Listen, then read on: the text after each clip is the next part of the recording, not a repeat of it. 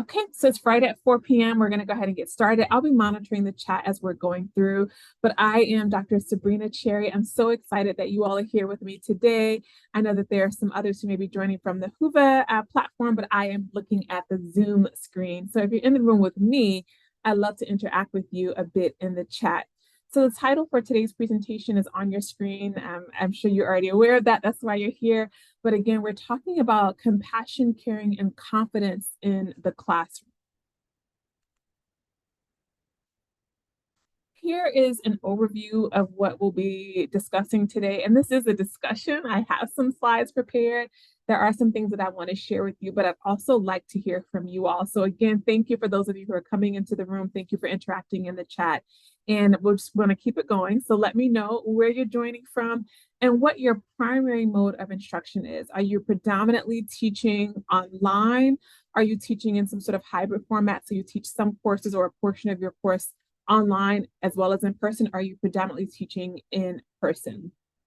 For today, I want to ground our discussion in my experience. So 10 years of teaching both as adjunct and now as a tenure professor. I want to talk about how compassion, first and foremost, brought me to the classroom space and really helped to center my teaching, what caring looks like for me and how that has shifted through the years. And then in most recent years, particularly after the height of the pandemic, what confidence has looked like and has needed to look like for me in the classroom. I want us to talk about how these sort of constructs show up for us in the classroom space and ways that you may be able to explore them that are relevant to your context. And I'll give some examples of how I've integrated confidence, compassion, and caring in my classroom, and then talk about sort of what your next steps are. Like, how are you planning to move forward based on the content that I'm sharing today? So as I've already mentioned, I'm going to ask that you all sort of drop in the chat where you're joining me from, so where you located, and again, what your primary teaching mode or modality is. Are you teaching online, hybrid, or predominantly in person? As you're doing that, and I'm looking at the chat, so welcome to those of you from Texas, Colorado Springs, Iowa. I'm so happy to have you all here. Wisconsin. I am in Southeastern North Carolina. I am on the coast. I've been here for 7 years and am now a tenured associate professor of public health. However, I've been in the field of public health for 23 years. So I started as a practitioner in the field, working in large nonprofit, small nonprofit, and then hospital administration before I transitioned back to school as a non-traditional student and really wanted to focus on working in academia. So I wanted to intentionally transition to being in higher education full time. Most of this desire was built on my experiences teaching as an adjunct. So I see we had at least one adjunct faculty member here. I love teaching. I love working with students, and I wanted to do more of that, and I wanted to do it full time. So really that passion for instruction and mentorship is what brought me to academia full time. Great, thank you. Thank you so much, Leandria, for your comment. So here's sort of what happened for me. So pre-tenure track, I was gung-ho about instruction. I loved, again, working particularly with undergrad students. So I'd already had some experience working with K through 12 and knew that that wasn't my jam, but I love working in a college environment and I loved, again, working with undergrad students. So pre-tenure track, I was very zealous about instruction and the possibilities of instruction, the possibilities of undergrad education in particular.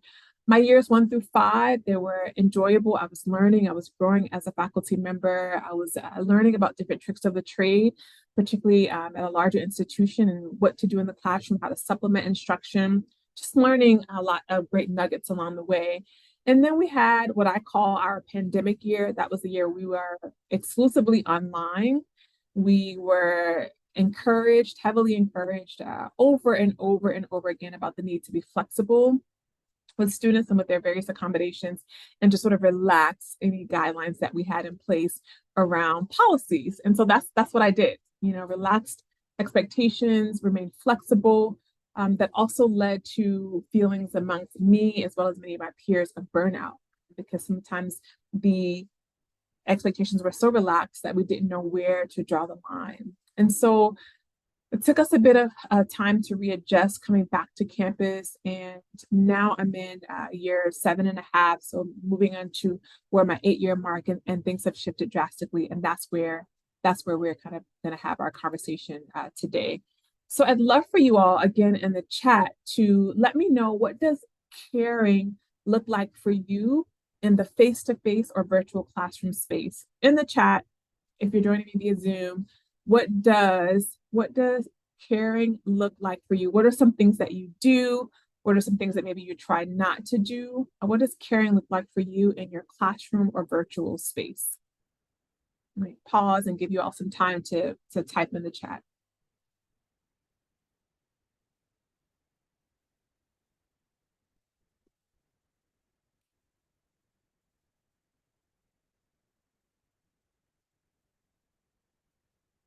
So I'm waiting for those responses to come in. I want to walk through some things that I try my best to employ, and that things that have really worked well for me in terms of not only getting to know the students that I'm teaching, but also enjoying the teaching experience. I want them to enjoy the learning experience, but I also want to enjoy the teaching experience.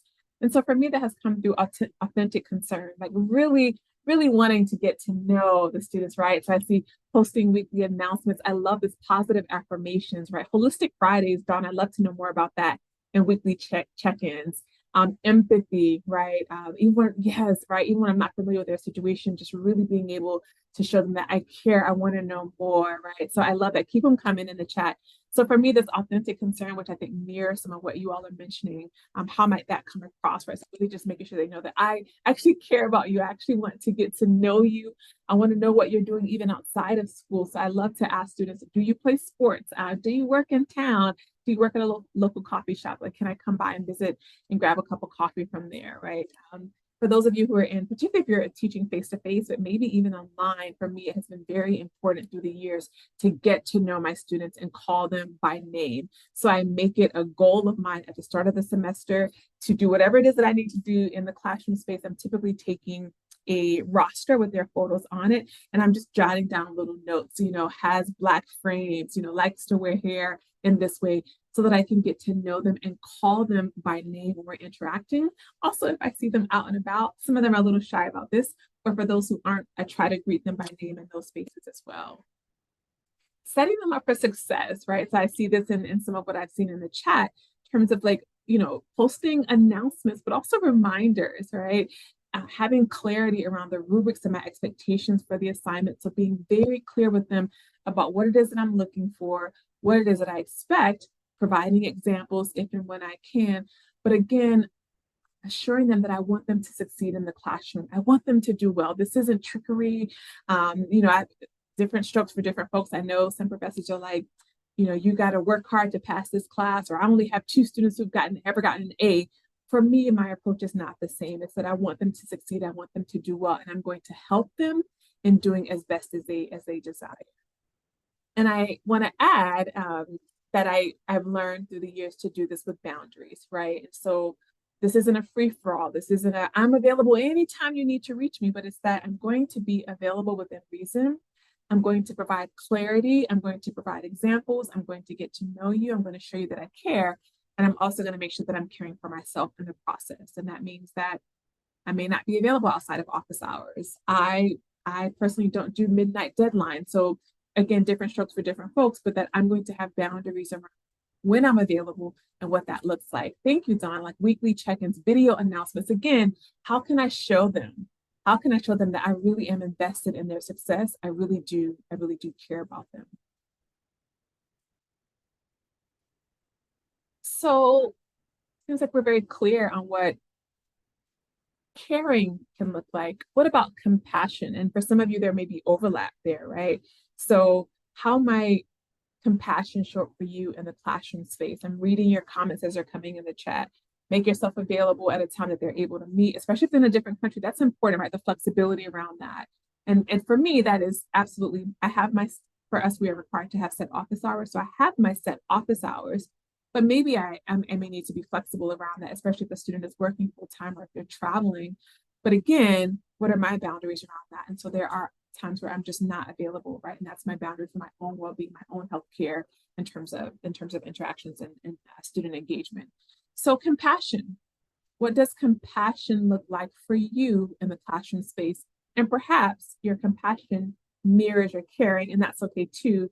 but I'd love for you all to let me know what compassion looks like for you in the classroom space.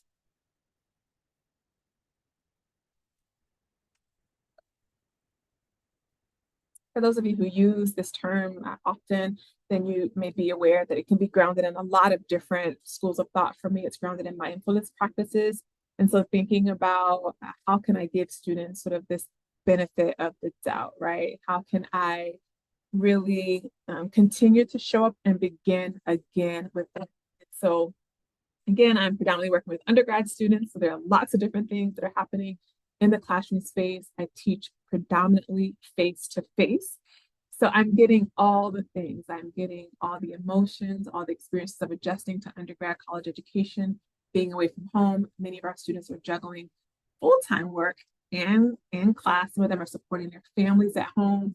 There's a lot that's happening. And so how might I, yes, I love what I'm seeing, right? I'm providing resources, modeling empathy, flexibility with deadlines, allowing resubmissions. We're going to talk about that.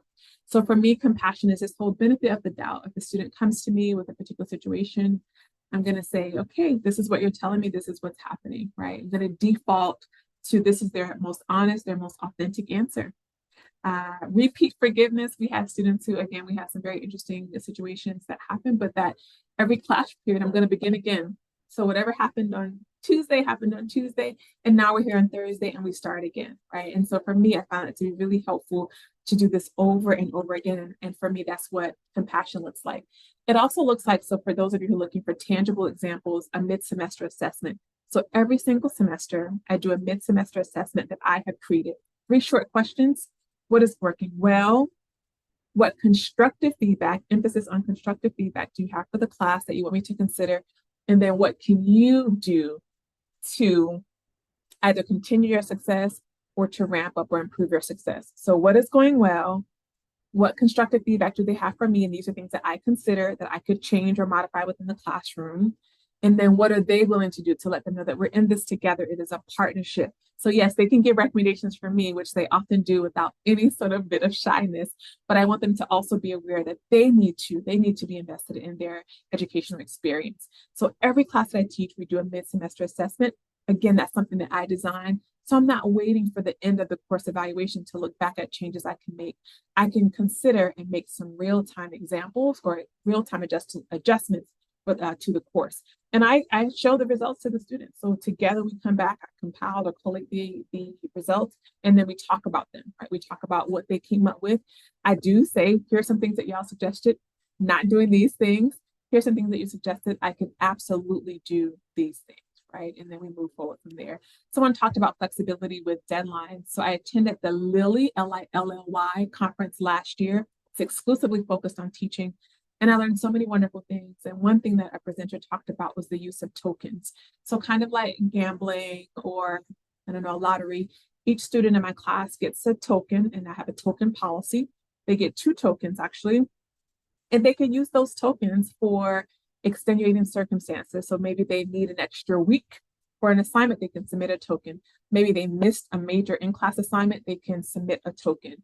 Maybe what else do they use tokens for? If they don't use them, they can use them for extra credit at the end of the term. So each student gets 2 tokens at the start of class, and there's a policy in terms of how they can use those tokens, but they get a chance to use them for extenuating circumstances. So an extension on a paper, a missed paper, or for extra credit. And then I saw this in the chat, but flexibility with deadlines. So built into the course is an automatic paper extension or assignment extension.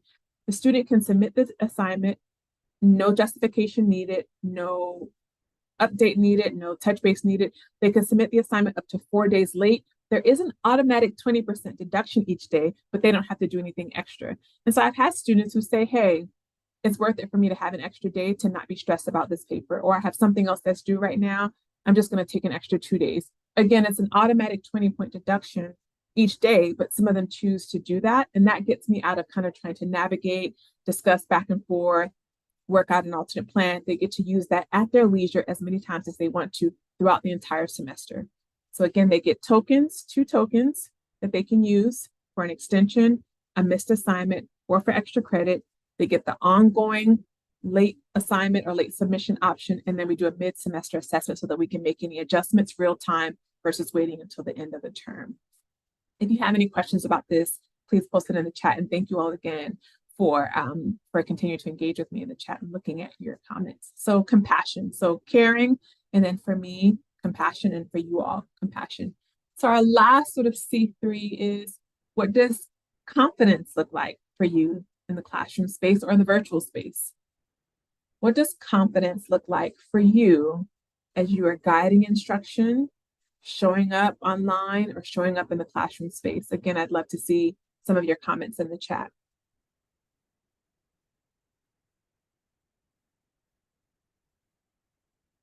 Pausing to give you all some time to type.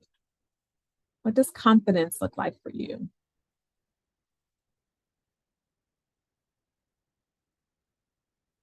Yeah, I love that. Yeah, clear communication, active engagement, not knowing the answer.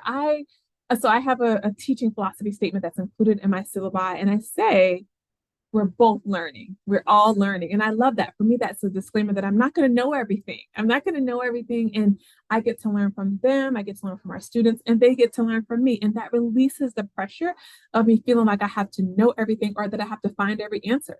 Sometimes students will ask me a question. I say, well, someone look that up, right? So we can all engage in a learning experience. So it's less of the sage on the stage and more of the friend in the room, right? Strong presence, open to feedback, clear communication, yeah, active engagement. I love this, right? Yeah. So keep them coming in the chat. So for me, confidence shows up in 3 primary ways.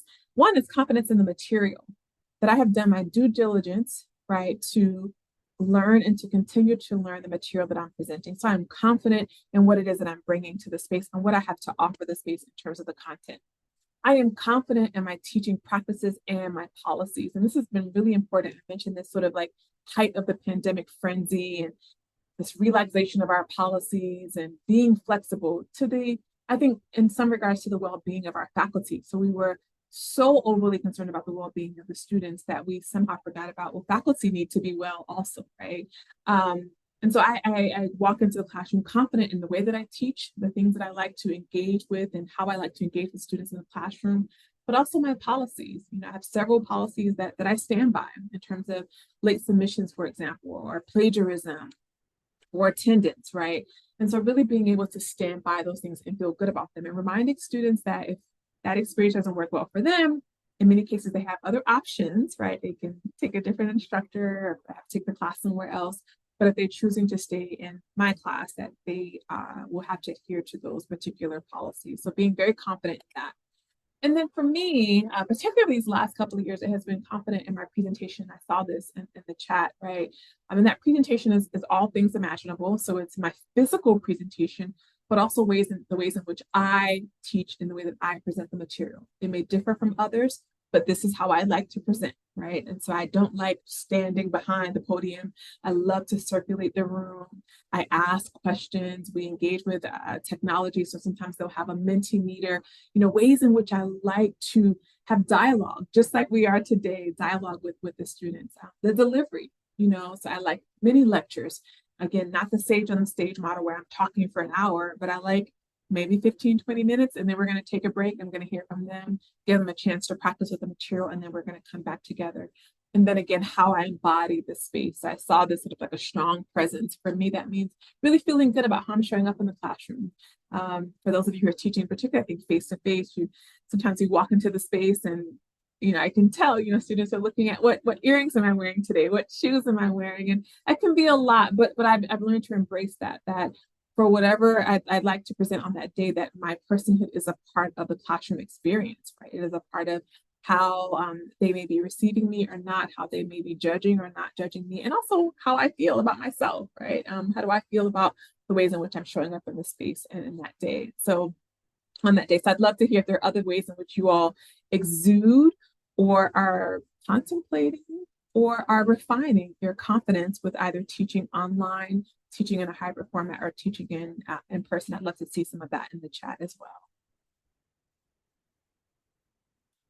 So if you read the abstract, then you may know that this was sort of a 3-part series, or projected to be a 3-part series. And it really started with my own experience, you know, someone, again, like many of you maybe, who came so eager to the teaching space and really, really had and have a passion for undergraduate instruction in particular.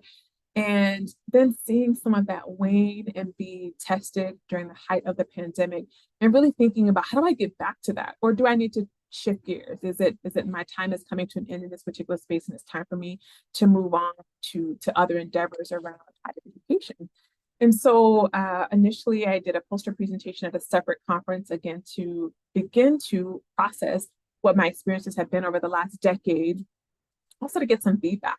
And then I'm presenting here in this virtual space. And I was scheduled to present at the Lilly conference, that same conference I went to last year that's focused on teaching, to present in person, and again, to be able to have some dialogue to decide on next steps for elevating this research. If I wanted to do a more in-depth analysis to compare and contrast beyond what I'd done at the preliminary level, to be able to submit my abstract for consideration. And so here are some of the initial quote unquote results in quotation because it's based on my experience again. So we use what's called IDA. That's our end of semester assessments that students fill out. And so I noticed, last year when I'm thinking more intentionally about caring, compassion, and confidence, that my IDA scores, they went up. And I think that that's a result, again, of how I'm showing up in the space. I feel that my experience with students has been that if I'm confident in the material, then they're confident in me. Whether they like it or not, it's am I being consistent in my presentation of the material that includes the policies and the guidelines. I found that at the end of last academic year in particular, I was less tired. Most years I end the academic year and I'm exhausted. I'm ready. I'm 9-month employees. I'm ready for a summer break. I'm ready to unplug. But at the end of last academic year, I actually felt energized. And I think it's around some of this intentional compassion, caring, and confidence. Excitement. So this academic year, I was ready to go back into the classroom space again, ready to re-engage, ready to meet a new group of students, ready to toy around with these ideas and see how, if they would even work again. Ongoing engagement. I found that, so for us, we're coming to the tail end of our semester, and engagement is waning, but I still find that there are students who are there. I can count on one hand how many students have not, I typically have a classroom of 35, have not missed any days in my class. And so to me, that's a testament to their commitment to their education, but also I hope that they're enjoying the engagement. Again, I talked about boundaries, right, at the beginning of this presentation. And so thinking about the quality of my life outside of work. And so as we're here at this conference, I hope that there are other sessions that are also talking about the well-being of administrators and of faculty. Right? Sometimes we go to such lengths to make sure that our students are doing well and that we're continuing to learn about teaching, but also part of that as a public health practitioner, right, an educator, is that my life is okay, my mind is okay, that my body feels strong, that I feel that I'm embracing and cultivating a healthy and vibrant life that is outside of or exclusive from work.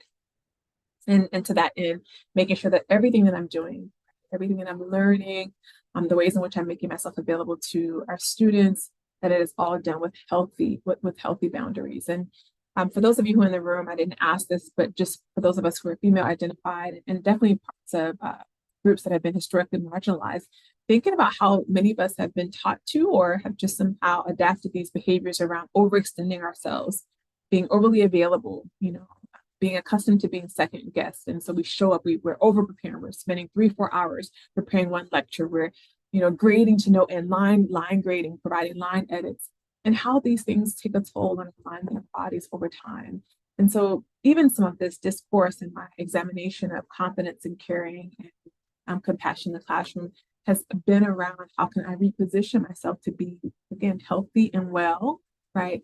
And then to show up for my students from a place of that health and that wellness versus lack or somehow feeling like I'm not adequate enough to be in the space.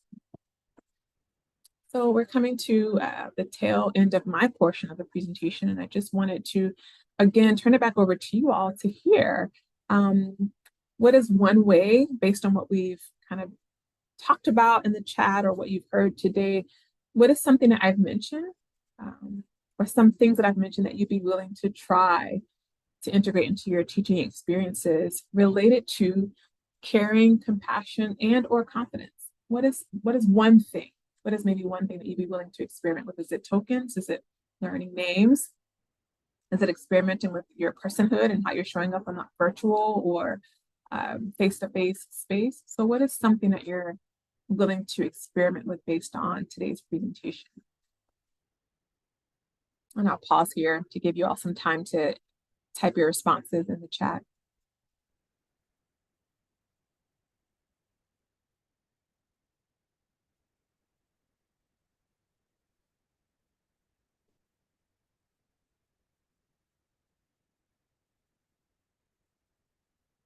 Don't see much coming through, so I don't know if that means that you all are still thinking. But I'd love to, hopefully the presentation today is not just another presentation, but it's something that has provided hopefully some foundational food for thought around caring.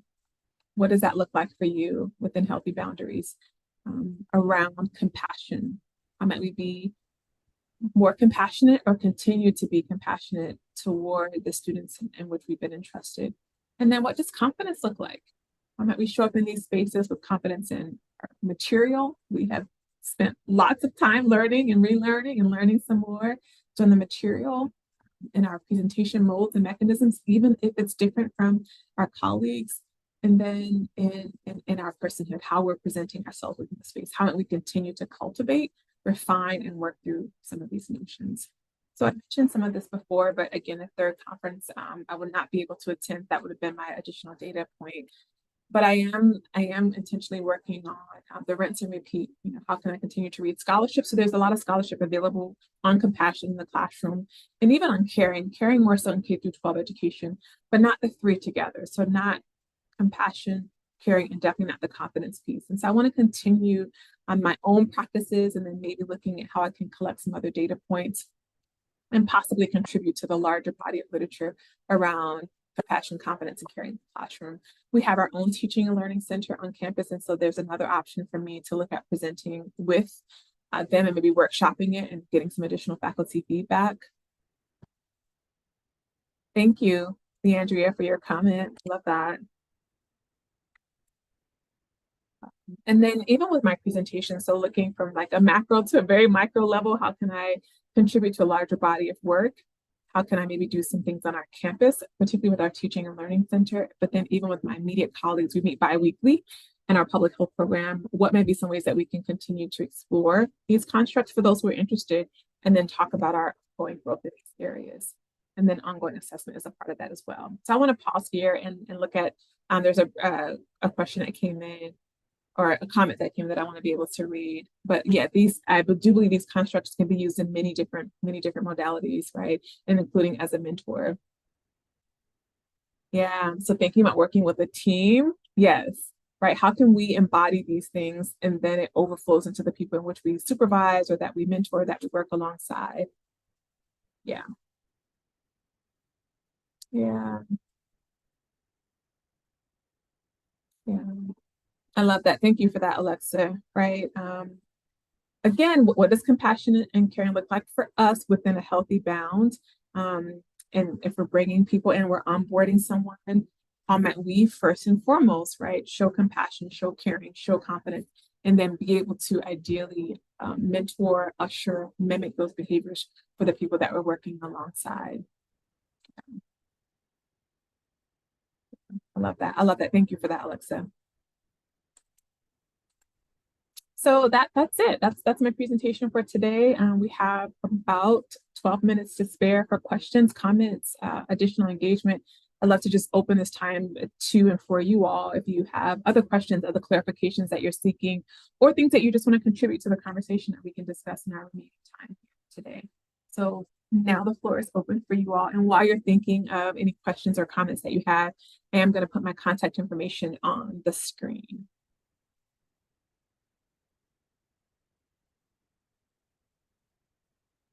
Ernest, I'm just curious, are people able to post questions or comments in the other app platform? And if so, are we able to pull those, or is it only in the Zoom platform? They are able to, and there are some responses in the Whova app on that side. Some of the same people are here, so I think they're kind of posting in both sides. But perfect. Okay, perfect. Thank you. So I think, yeah, I was looking at that to try to see if it was synced, but it's not specifically. Okay. But some of the same people were also commenting here. But it's Thank been great you. information. Yep, no problem. Any other or any questions, comments, feedback, clarifications?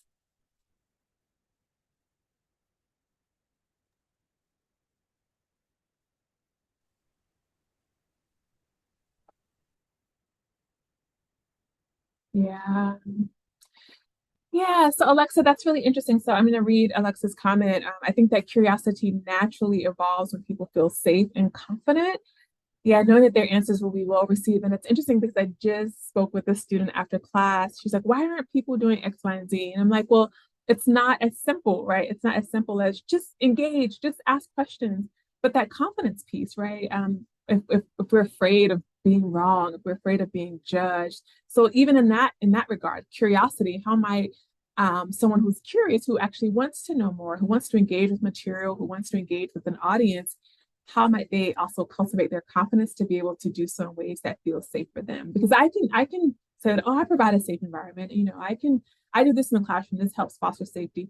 But I think, the two ways, sort of the duality of that, like how can the onus also be on that person to think about their confidence, right? And their ability to lean in to spaces that are hopefully intentionally safe for them to be able to ask questions and be naturally curious. So I love that, Alexa. Like, I'm always looking at both sides of the point, right? But yeah, I love, and I see at C3, it's something that it's easier for me to remember. So hopefully it's easier for you all to remember as well if you choose to take it with you. But yeah, it's like, it's not just one or the other. So I can be confident, but if I'm overly confident and I lack compassion, then how might that impact the people that I'm working alongside? And for me, how might that impact the students? Or I might be caring, but if I'm caring to default, again, like what might that look like?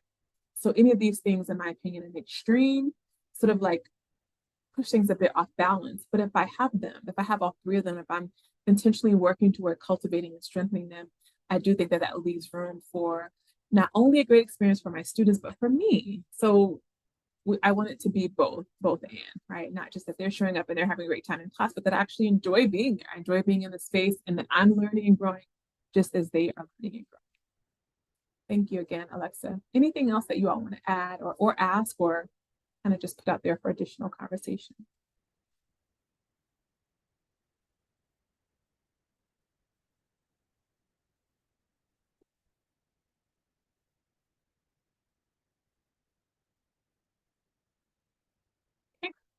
Pause, look at the timer. Right. So with that in mind, I'm going to shop. I'm going to stop sharing my screen. And yeah, of course, Leandria.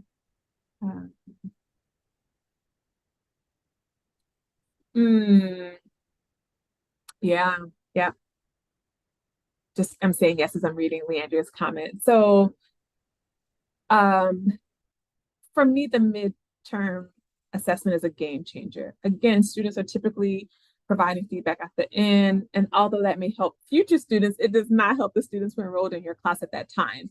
And so I read literally all the comments. I go through all the comments they submitted via Canvas. So that's our learning management system. So I can, of course, see who's submitting the comments, but I try to, as best as I can, distance myself from, for example, a student who's submitting a comment about what's lacking in the class and they haven't been there, right? So I try to distance what it is that they're distance the person who's providing feedback from the actual feedback. But I old school, so I go through and like write out their feedback and I collate it. I'm a qual researcher, so I look for themes within the feedback. And again, I present back to them. So I create a presentation with their feedback included. And it is such a valuable loop for me, again, because it says things that are going well in the class. That's the first question. What's going well? So I know, okay, these things are working as I intended for them to work, right?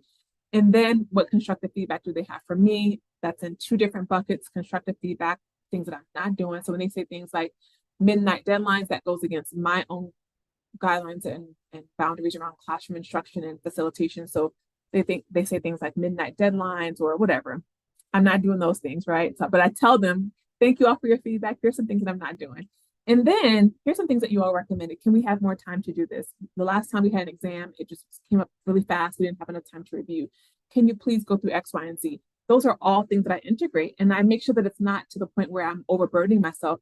But most times they're very feasible, right? They're very simple things to do. It's just that they haven't been given an opportunity. The students have not been given an opportunity to discuss what could help them be more successful in the class.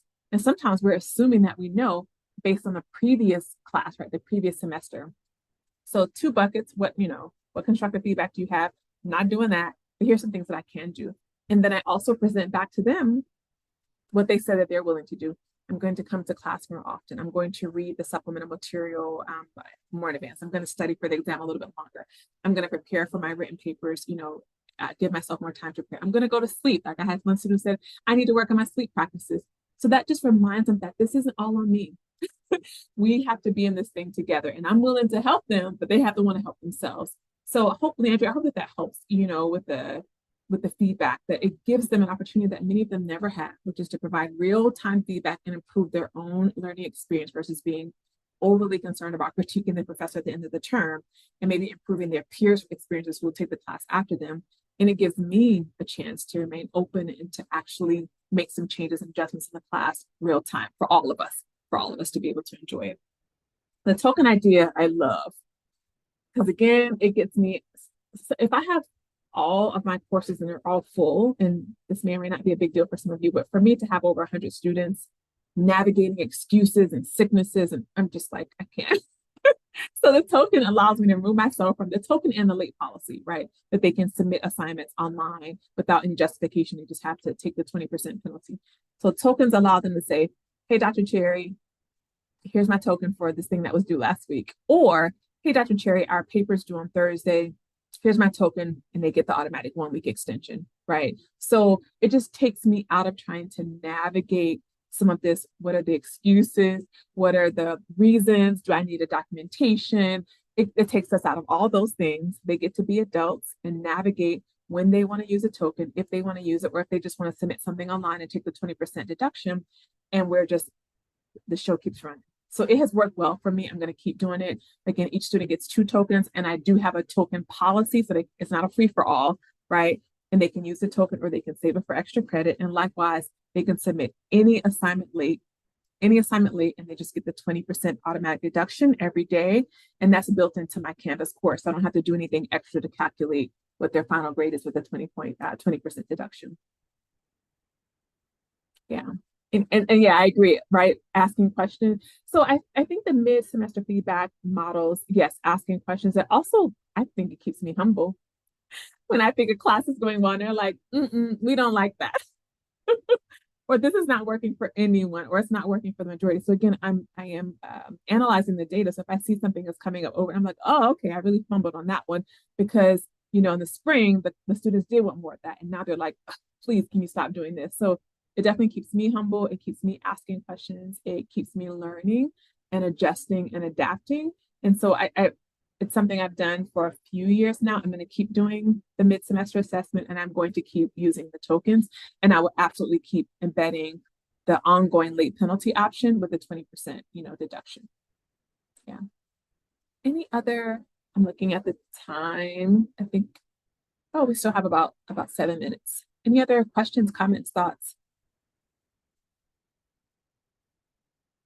Leandra, that two-way street is key for me. I don't know if any of you can relate, but when I first came into the teaching space, again, although I have collective 10 years, I started my first adjunct experience was in like 2006, however long ago that was. So it was a long time ago. And so I think I just thought it was all on me. Like, I just gotta, if I do this, if I do that, and then learning, no. The student has to be invested in their success. They have to be invested in their well-being. They have to be willing to learn. They have to also be willing to take feedback. And then together we can create a meaningful experience, and they can get what they need or what they desire, but it's not all on me. And that was a huge realization and burden lift when I realized, oh, okay, they have to want this too. And no matter what I do, I can, do backflips, right? If they're not interested, it's not going to work. So it's definitely a two-way street, and just reminding myself of that, right? Like even this year, I've had some hard conversations with my colleagues around the caring piece. And I genuinely want to see my students succeed. I'm a first generation college student. My life has been transformed by graduate school and undergrad education. And so I know that this isn't the case for everyone, but I know for me, it literally put me on a different path. And so I'm there. I'm in it. I'm in it to win it. I want my students to succeed. I want them to do well. I want them to, again, enjoy the experience. And sometimes that leads to me caring a little too much. And I do think that there is such a thing. And so just learning, again, how to back that down a little bit and balance it with a compassion, with my boundaries, and with my confidence in what I know has been tried and true for the ways in which I instruct has been really helpful for me. So again, I think any of these things at in an extreme can be a little bit dangerous. But if they're in balance, as best as we can hold them, right, as best as we can cultivate them, I do believe they can help with longevity in the field, with our joy. Another thing that I'm really passionate about is joy in our life. So joy in the field, joy in our work, and sort of hopefully diminishing or decreasing burnout.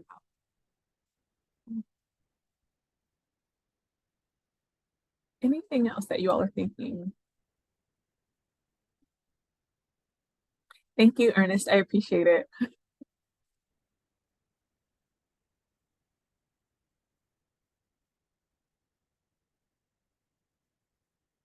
So last 5 minutes, I'll say again, Sabrina T. Cherry website, you can find me at sabrinatcherry.com just to learn more about the work that I do that's related to my role in academia, as well as other things that I do that aren't directly.